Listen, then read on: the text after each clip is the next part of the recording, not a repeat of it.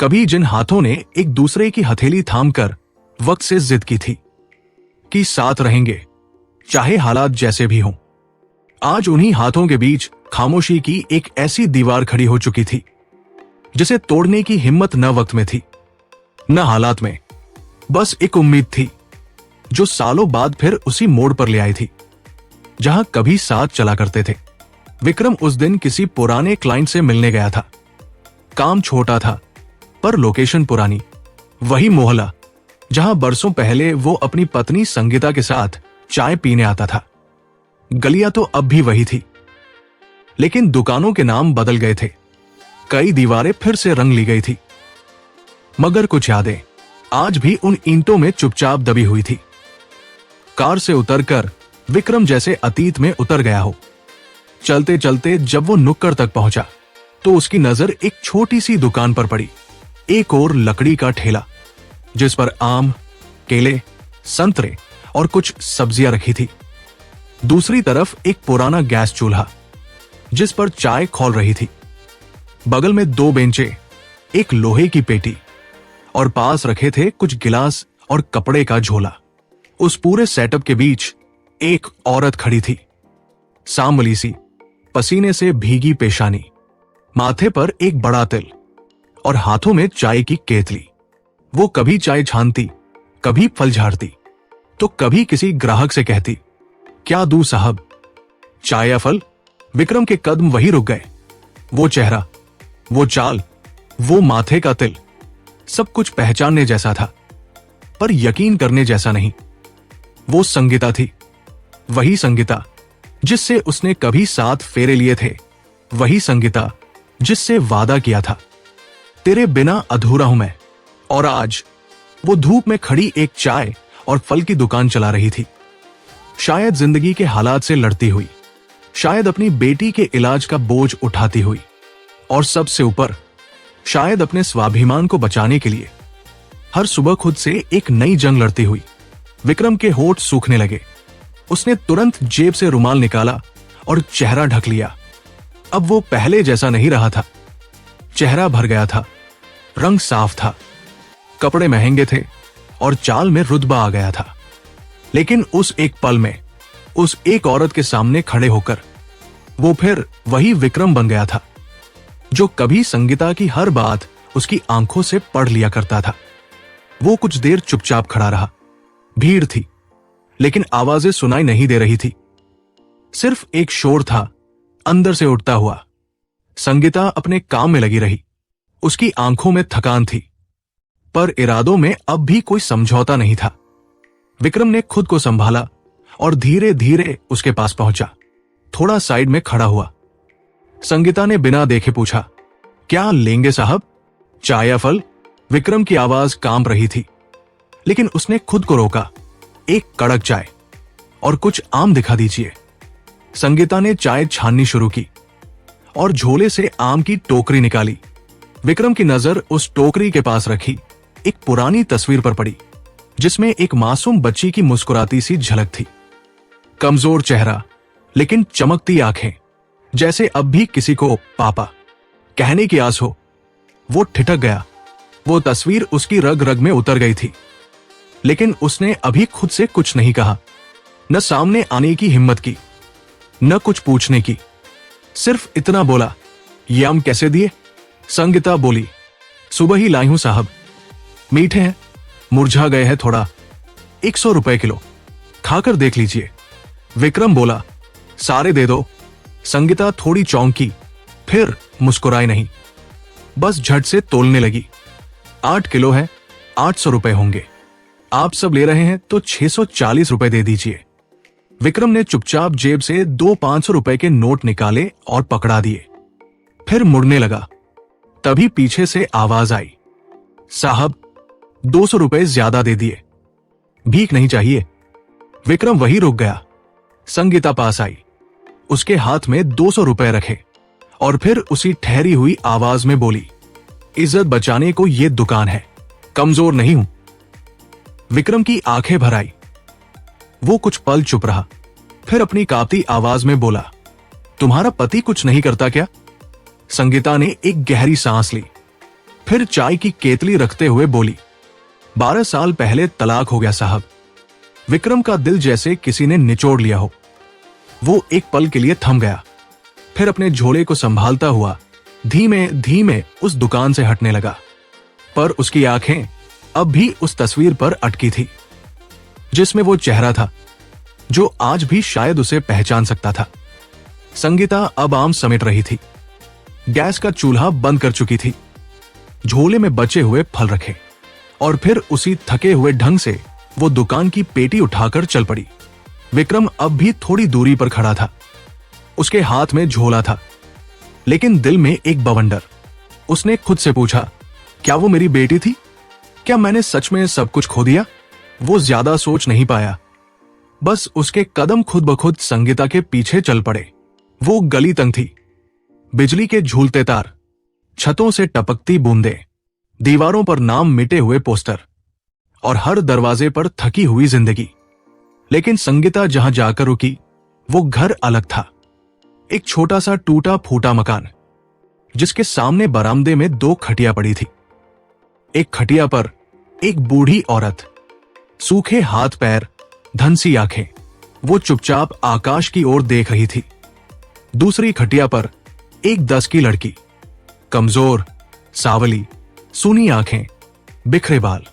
एक खिलौना उसके पास रखा था, लेकिन वो उसे छू भी नहीं रही थी। विक्रम वहीं रुक गया। संगीता ने घर का दरवाजा खोला, बोझ उतारा और भीतर चली गई। पर विक्रम की निगाह उस बच्ची पर अटक गई थी। वो बच्ची जो बस खटिया पर लेटी थी, ना हिल रही थी, ना किसी से कुछ कह रही थी। वो पायल थी, उसकी अपनी बेटी। अब कोई तस्वीर नहीं, अब कोई झलक नहीं, अब सच सामने था। विक्रम ने धीरे से एक कदम बढ़ाया, लेकिन उसके सीने में कुछ कसने लगा। उसकी बेटी, इतनी कमजोर, इतनी चुप। उसे याद आया वो दिन जब पायल 1 साल की थी और उसकी गोद से उतरने का नाम नहीं लेती थी। आज वो खटिया पर अकेली पड़ी थी और लगता था जैसे जिंदगी से भी नाराज हो। वो और पास नहीं जा सका, बस दीवार के साए में खड़ा होकर देखता रहा। उसकी आंखें भर आई और दिल से सिर्फ एक ख्याल निकला, इतनी मासूम जान मेरी गलती क्यों भुगत रही है? तभी अंदर से संगीता बाहर आई। वो एक गिलास में पानी लेकर आई थी, और जैसे ही उसकी नजर विक्रम पर पड़ी, वो थोड़ी देर के लिए ठहर गई, फिर बिना कुछ कहे उसके पास आई। चेहरे पर न गुस्सा था, न हैरानी, बस एक थकी हुई लेकिन स्थिर आवाज। यहां तक आ ही गए। विक्रम कुछ बोल नहीं पाया, उसने बस आंखें झुका ली। संगीता ने पायल की ओर देखा, फिर वापस विक्रम की आंखों में झांकते हुए बोली, अब देख भी लिया, अब शायद समझ भी आ गया होगा कि अकेले कितना मुश्किल होता है सब कुछ उठाना। विक्रम की आवाज कांप रही थी, ये पायल है ना? संगीता की आंखों में नमी आ गई, लेकिन उसने कोई इल्जाम नहीं लगाया। हाँ, ये वही है जो कभी तुम्हें पापा कहती थी और अब सिर्फ बीमार पड़ी रहती है। विक्रम के होठ कांप गए। उसने खुद को बमुश्किल संभाला, फिर धीमे से बोला, मुझे नहीं पता था कि चीजें इतनी। संगीता ने बात बीच में ही काट दी, पता होता तो क्या करते? विक्रम चुप हो गया। उसने पायल की ओर देखा, जो अब भी वही थी, उसी खटिया पर। थोड़ी देर बाद पायल ने धीरे से करवट ली और अपनी सूनी आंखों से एक बार सामने देखा। वो नजरें विक्रम से मिली। विक्रम घबरा गया, झट से पीछे हो गया, जैसे किसी गुनाह में पकड़ा गया हो। पर पायल ने कुछ नहीं कहा, वो सिर्फ देख रही थी, जैसे कोई भूली हुई पहचान याद करने की कोशिश कर रही हो। और उसी पल संगीता ने कहा, अब अगर वाकई कुछ करना चाहते हो तो एक बार सीधे उसके सामने जाकर खड़े हो जाओ, ना भूत की तरह, ना छुपकर, बस एक बार बाप बनकर। विक्रम कुछ नहीं बोला, बस दीवार से पीठ लगाकर खड़ा रह गया। पायल अब भी देख रही थी, लेकिन उसकी आंखों में ना डर था, ना खुशी, बस एक सवाल था जो शायद उसे खुद भी समझ नहीं आ रहा था। पायल अब खटिया से थोड़ा उठकर बैठ चुकी थी। उसके चेहरे पर वही थकी हुई मासूमियत थी जो अक्सर उन बच्चों में देखी जाती है जो बोलते कम है और सहते ज्यादा है। उसने अपनी मां की ओर देखा, फिर उस अनजान आदमी की तरफ जो दीवार के पास थोड़ी दूरी से उसे देख रहा था।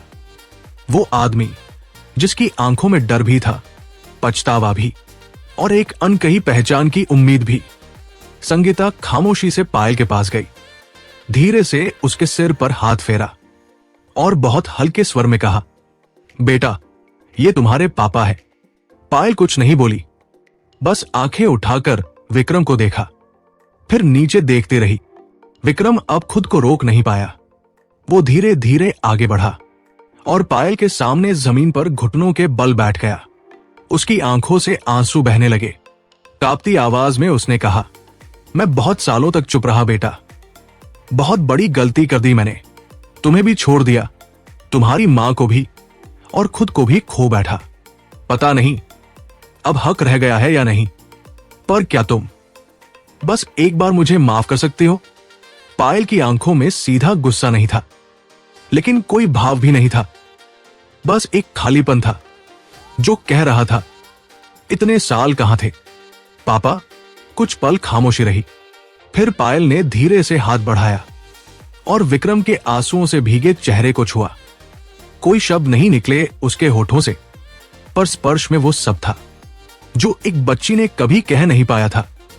फिर पायल उठी और धीरे से विक्रम के गले लग गई, बहुत धीमे से, बहुत देर तक। विक्रम ने अपनी बेटी को सीने से चिपका लिया। वो रो रहा था, पर अब उसकी रुलाई में कमजोरी नहीं थी, बल्कि वो पीड़ा थी जो सालों से उसकी आत्मा में बंद थी। संगीता पास ही खड़ी थी, उसकी आंखें भीग चुकी थी। वो कुछ नहीं बोली, बस पायल के सिर पर हाथ रख दिया। कुछ देर बाद पायल फिर से खटिया पर लेट गई थी। धीरे से करवट लेकर दीवार की ओर मुंह कर लिया। शायद उसकी आंखें बंद थी, या शायद वो अब भी उस स्पर्श को अपने सीने में समेट रही थी। विक्रम वही जमीन पर बैठा था, चुप, निःशब्द। उसकी आंखें पायल पर थी, पर उसके भीतर कुछ और ही चल रहा था। उसका मन बार बार कह रहा था, अब उससे पूछ कि क्या तू उसका पापा बन सकता है फिर से। अब संगीता से कह कि तू उसके साथ फिर से जिंदगी जीना चाहता है। लेकिन उसकी आंखें संगीता की ओर गई। वो अब भी खामोश खड़ी थी, ना कोई इशारा, ना कोई रोक। बस वही पुरानी थकावट थी उसकी पलकों में, जिसे किसी सफाई की जरूरत नहीं थी। विक्रम ने चुपचाप अपनी हथेलियां जमीन पर रखी, धीरे से खुद को उठाया और फिर एक बार पायल की ओर देखा। उसने चाहा कि कुछ बोले, पर होठों तक आए शब्द दिल के दर्द में डूबकर फिर लौट गए। वो मुड़ा, एक कदम चला, फिर रुका, जैसे दिल पीछे खींच रहा हो, लेकिन जुबान कह रही थी, अभी नहीं। उसने बिना कोई आवाज किए गली से बाहर कदम रख दिए। ना दरवाजा खटका, ना अलविदा कहा, बस चल पड़ा, जैसे कोई हार कर नहीं, बल्कि किसी वक्त का कर्ज चुकाने फिर से लौटने का वादा लेकर गया हो। गाड़ी के पास पहुंचा, दरवाजा खोला, लेकिन बैठने से पहले आसमान की ओर देखा। सुना सुना आकाश, शांत हवा और बहुत गहराई से उठती एक आवाज, तू लौटेगा ना? रात भर विक्रम सो नहीं सका। करवटें बदलते हुए उसकी आंखों के आगे बस एक ही तस्वीर घूमती रही, पायल का चेहरा। वो नजरें जो कुछ नहीं बोली, पर सब कुछ कह गई। उसने तकिए पर सिर रखा, लेकिन नींद जैसे सिर्फ उस बेटी के पास चली गई थी जिससे मिलने में उसे 9 साल लग गए थे। उसने खुद से कहा, मैं आज सिर्फ देख कर लौट आया हूं, लेकिन अब देना बाकी है। वो प्यार, वो साथ और वो सम्मान जो एक बेटी को सबसे पहले उसके पापा से मिलना चाहिए। रात नींद में नहीं, बस आंखों में बीती थी। विक्रम पलंग पर पड़ा रहा, करवटें बदलता रहा और बार बार वही एक पल याद आता रहा। पायल का वो चुपचाप गले लगना और संगीता की वो शांत निगाहें, जिसमें सवाल भी थे और शायद जवाब भी। सुबह होते होते वो उठ खड़ा हुआ, पर उसके कदमों में अब डर नहीं था, बल्कि एक संकल्प था। वो सीधा उस कोने वाली दुकान पर गया जहां से वो कभी संगीता के लिए चूड़ियां खरीदा करता था। आज पहली बार उसके हाथ कांप नहीं रहे थे, बल्कि उसके चेहरे पर वही ठहराव था जो किसी ने वक्त से बहुत कुछ सीखने के बाद पाया हो। उसने एक छोटा सा पैकेट बनवाया जिसमें थी कुछ रंगीन चूड़ियां, एक जोड़ी बालियां और एक सिंपल सा मंगलसूत्र। कुछ कीमती नहीं, लेकिन हर चीज में एक अधूरे रिश्ते की भरपाई छुपी थी। वो वहां से सीधा किराने की दुकान गया। दूध, फल, दवाइयां, बिस्किट, कुछ किताबें और एक छोटी सी डोल, सब कुछ वो अपने हाथों से पैक करवाता रहा। वो नहीं चाहता था कि आज फिर कोई बच्ची उसे सिर्फ एक गले लगाने वाले अजनबी की तरह देखे। आज वो पूरी तरह पापा बनकर जाना चाहता था। दोपहर ढलने लगी थी, गर्मी भी कुछ कम हो गई थी। विक्रम ने कार का डिक्की बंद की और उसी गली की तरफ बढ़ गया जहां कल उसकी जिंदगी का सबसे गहरा आईना उसे मिला था। गली अब भी वैसी ही थी, टपकती टंकियां, तंग दरवाजे और हर चौखट पर वही थकी हुई जिंदगी। लेकिन आज विक्रम का चलना अलग था। कल उसके कदम कांप रहे थे, आज उसकी चाल में भरोसा था। संगीता का घर नजदीक आने लगा और दूर से ही उसे पायल खटिया पर बैठी दिखी। आज वो लेटी नहीं थी, बैठकर कोई पुरानी कॉपी में कुछ लिख रही थी। उसके पास वही खिलौना रखी थी जिसे शायद सालों से किसी ने छुआ भी नहीं था। विक्रम रुक गया। उसने एक गहरी सांस ली और फिर धीरे धीरे उस घर की ओर बढ़ा जिसे उसने खुद से कभी बहुत दूर कर दिया था। पायल ने उसे देखा और इस बार उसके चेहरे पर वो अजनबियत नहीं थी। वो थोड़ी चौंकी जरूर, पर आंखों में एक हल्की चमक थी। पापा, उसने धीमे से कहा। विक्रम रुक नहीं सका। उसने झट से अपनी बाहें फैलाई और पायल दौड़कर उसके गले लग गई। इस बार वो लिपटने में नहीं हिचकी, जैसे अब भरोसा हो गया हो कि ये गले लगना बस एक पल की चीज नहीं, अब ये रोज का होगा। वो उसे गोद में उठाए भीतर पहुंचा। संगीता दरवाजे पर खड़ी थी। वो उसे देख रही थी।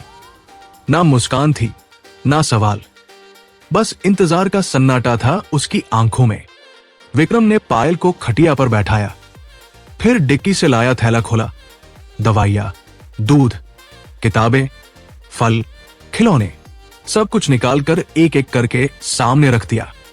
और फिर जेब से वो छोटा पैकेट निकाला और संगीता की तरफ बढ़ा दिया। ये तुम्हारे लिए है, उसने धीरे से कहा। संगीता कुछ पल उसे देखती रही, फिर पैकेट खोला और चूड़ियों के बीच रखा हुआ मंगलसूत्र देखकर चौंक गई। उसकी आंखें भीग गई। उसने कुछ बोलना चाहा, लेकिन आवाज भीतर ही टूट गई। विक्रम उसके पास आया, बहुत धीमे से बोला, उस दिन तुमने कुछ नहीं कहा था, लेकिन तुम्हारी आंखों में मैं देख पाया था कि तुमने अब भी सब पूरी तरह खोया नहीं है।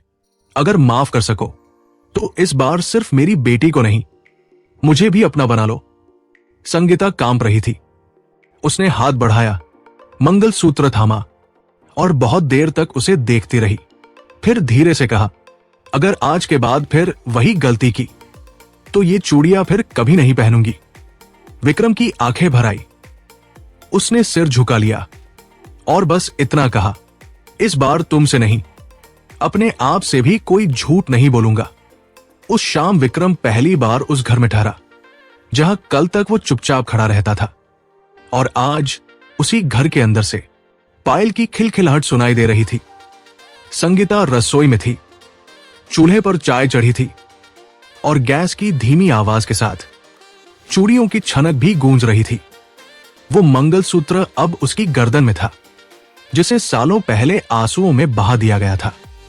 पायल दरवाजे के पास बैठी अपनी नई किताबों के पन्ने पलट रही थी और बीच बीच में विक्रम को देखकर मुस्कुरा रही थी, जैसे हर बार आंखों से कहती हो, अब कभी मत जाना पापा। विक्रम चुपचाप खिड़की के पास बैठा था। उसका चेहरा थका हुआ नहीं था, बल्कि शांत था। कई सालों बाद उसे कोई दौलत, कोई दुकान, कुछ भी याद नहीं आ रहा था। बस ये 3 जिंदगियां दिख रही थी जो आज एक साथ सांस ले रही थी। पर सुख की शुरुआत से पहले कुछ अधूरे पन्ने बंद करने जरूरी थे। अगले दिन सुबह विक्रम फिर अपनी दुकान पर पहुंचा। जैसे ही अंदर गया, उसका बड़ा भाई सामने आ गया। वही चेहरा, वही आवाज, लेकिन अब उसकी आंखों में ताज्जुब था। विक्रम, कहा था 2 दिन से, फोन भी बंद, दुकान का हिसाब भी रुका है। विक्रम शांत रहा, धीरे से कुर्सी खींची, बैठा और फिर वही एकदम स्थिर आवाज में कहा, अब से ये दुकान और ये जिंदगी मेरी होगी, मेरी मर्जी से चलेगी। भाई चौंका, हंसने की कोशिश की। क्या मतलब है तेरा? विक्रम उसकी आंखों में आंखें डालकर बोला, मतलब ये कि अब मैं अपने रिश्तों को फिर से जीना चाहता हूं, अपने गुनाहों को माफ नहीं, सुधारना चाहता हूं। तू पागल हो गया है क्या? भाई चिल्लाया, तेरी जिंदगी तो हमने संभाली, तू तो कहीं का नहीं रहा था जब। विक्रम ने बात काट दी, हां, मैं कहीं का नहीं रहा था, क्योंकि मैं खुद को खो चुका था। अब मैंने खुद को वापस पा लिया है, संगीता और पायल के पास जाकर। वो औरत जो तुझे छोड़ गई थी। भाई जहर उगलने लगा। विक्रम उठा, कदम आगे बढ़ाए और बिल्कुल पास जाकर बोला, नहीं, वो औरत जो कभी मेरा सब कुछ थी और जिसे मैंने चुप रहकर खो दिया था। अब मैं चुप नहीं रहूंगा। भाई तमतमा गया, तो क्या अब दुकान छोड़ देगा? विक्रम ने हल्की मुस्कान के साथ कहा, नहीं, अब दुकान मेरे साथ चलेगी, पर इंसानियत के साथ, पैसों के पीछे दौड़ते हुए नहीं, बेटी की हंसी और पत्नी की इज्जत के साथ। भाई कुछ नहीं बोल सका। कई सालों बाद वो अपने छोटे भाई को एक आदमी की तरह खड़ा देख रहा था, जो अब झुक नहीं रहा था। विक्रम उस दिन घर लौटते हुए रास्ते में चुप रहा, लेकिन उसके अंदर की शांति उसके चेहरे पर दिख रही थी। उसने फल लिए, दवाई ली और 2 नए स्कूल बैग भी खरीदे और फिर संगीता के घर पहुंचा तो संगीता दरवाजे पर खड़ी थी, जैसे इंतजार कर रही हो। विक्रम ने झोले रखे, पायल को आवाज दी और चुपचाप बोला, अब कोई तुम्हें हमसे अलग नहीं कर पाएगा। पायल दौड़कर आई और उसकी कमर से लिपट गई। संगीता पीछे से आई और उसका हाथ अपने हाथ में ले लिया। तीनों चुप थे, लेकिन उस खामोशी में अब कोई दर्द नहीं था। कहानी यही समाप्त नहीं होती है, बल्कि यही से एक नई शुरुआत होती है, जहां बिखरे हुए रिश्ते फिर से एक कमरे में सांस लेने लगे और एक टूट चुका इंसान फिर से एक पिता, एक पति और सबसे पहले एक इंसान बन गया। दोस्तों, कभी कभी हम चुप रहकर उन बातों को होने देते हैं जो रिश्तों को भीतर से तोड़ देती है, पर जब वक्त दूसरा मौका दे तो वो सजा देने नहीं आता, बल्कि आईना लेकर आता है, जिसमें हम देख सके कि हमने कितना कुछ खो दिया। अब आप सभी से एक सवाल, क्या आपने भी कभी किसी अपने को सिर्फ इसलिए खो दिया क्योंकि आप घर वालों के कारण बोल नहीं पाए या वक्त रहते साथ नहीं दे पाए? नीचे कमेंट में जरूर बताइए। क्या आप आज भी किसी के लौटने का इंतजार कर रहे हैं? और अगर ये कहानी आपके दिल तक पहुंची हो तो वीडियो को लाइक करें और शेयर करें। मिलते हैं एक नई सच्ची भावुक कहानी के साथ। तब तक अपनों का ख्याल रखें, रिश्तों की कीमत समझें। जय हिंद, जय भारत।